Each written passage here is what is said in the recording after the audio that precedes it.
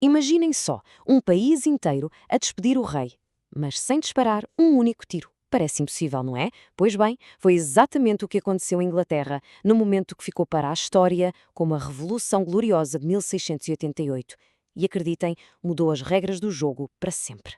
E a pergunta que fica é mesmo essa. Como é que se consegue derrubar um rei sem mergulhar o país num banho de sangue, numa guerra civil?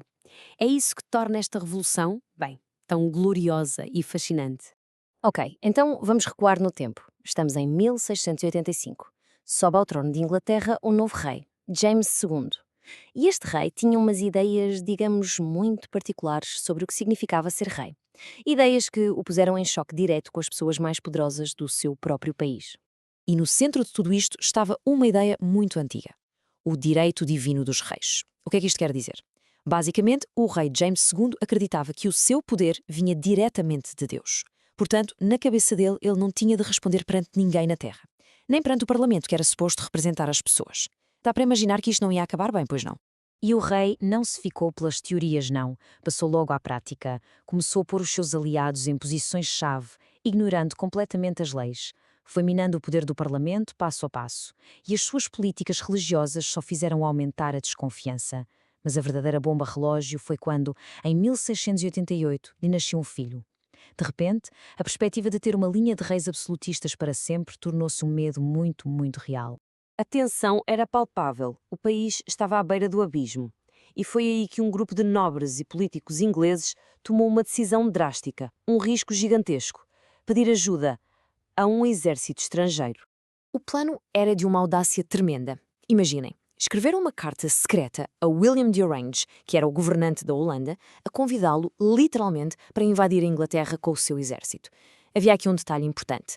William era casado com Mary, a filha mais velha do rei James, portanto era da família, e ele tinha a fama de ser um defensor das liberdades.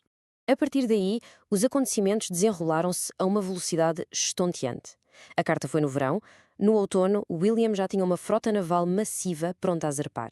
E no dia 5 de novembro desse mesmo ano, as suas tropas desembarcavam no sul de Inglaterra. Foi tudo incrivelmente rápido. E atenção, não estamos a falar de uma pequena força de intervenção. Eram cerca de 15.000 soldados. Para a época, era um exército enorme e muito bem treinado. William não veio para negociar, veio para mostrar poder. E aqui acontece algo que ninguém esperava.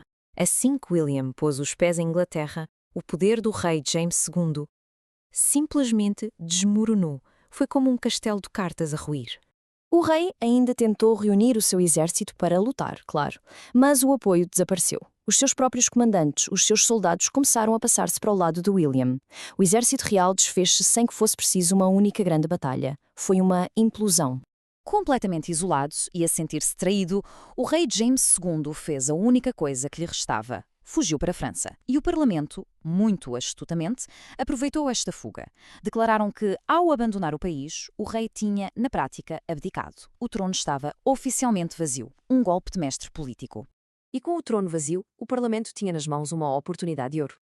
Podiam apenas escolher um novo rei e continuar tudo como dantes, ou podiam aproveitar o momento para reescrever as regras do poder de uma vez por todas. A escolha deles foi, claro, a segunda opção. Ofereceram a coroa a William e a Mary para governarem juntos, o que já era uma novidade, mas com uma condição gigante. Eles teriam de aceitar um contrato que limitava o seu poder. Basicamente, seriam reis, mas não reis absolutos. E a diferença era como da noite para o dia. Antes, o rei fazia o que queria. Criava impostos, ignorava leis, mandava no exército. Depois, tudo isso mudou. O poder do rei ou da rainha passou a estar limitado pela lei. Para qualquer decisão importante, como cobrar impostos, era preciso a luz verde do Parlamento. O poder real tinha sido transferido para os representantes do povo. Estas novas regras foram todas escritas num documento fundamental, a Declaração de Direitos de 1689. E o que é que dizia? Coisas que hoje nos parecem óbvias, mas que na altura eram revolucionárias. O rei não podia criar impostos sem o acordo do Parlamento. Estava proibido de ter um exército em tempo de paz sem consentimento e, talvez o mais importante, garantia a liberdade de expressão nos debates parlamentares e o direito dos cidadãos de apresentarem queixas ao governo. O resultado de tudo isto foi um novo tipo de governo, a que chamamos monarquia constitucional. É um sistema em que continua a haver um rei ou uma rainha, sim, Mas essa pessoa não está acima da lei. O seu poder é definido e limitado por uma Constituição. A lei passa a ser mais poderosa do que o monarca. Muito bem, mas por que é que estamos a falar de algo que aconteceu há mais de 300 anos? Bem, porque o impacto da Revolução Gloriosa foi global. As suas ondas de choque sentiram-se em todo o mundo. As ideias que nasceram ali, de um governo limitado e de direitos dos cidadãos, inspiraram filósofos como o famoso John Locke. Mais tarde, essas mesmas ideias atravessaram o Atlântico e foram a base da Revolução Americana.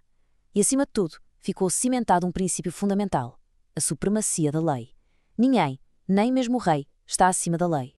Se quisermos resumir tudo isto numa só frase, talvez seja esta: o poder do governo vem do consentimento de quem é governado. Ou seja, um governo só é justo se as pessoas concordarem com ele.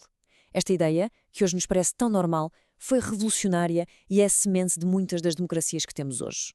E isto leva-nos a uma reflexão final: a liberdade de expressão, o direito de pedir contas ao governo, a certeza de que ninguém está acima da lei. Nada disto surgiu do nada. São conquistas, proteções que foram ganhas em momentos históricos como a Revolução Gloriosa. Vale a pena pensar: quais destas ideias, que nasceram há tanto tempo, continuam a ser o escudo que protege as nossas sociedades nos dias de hoje?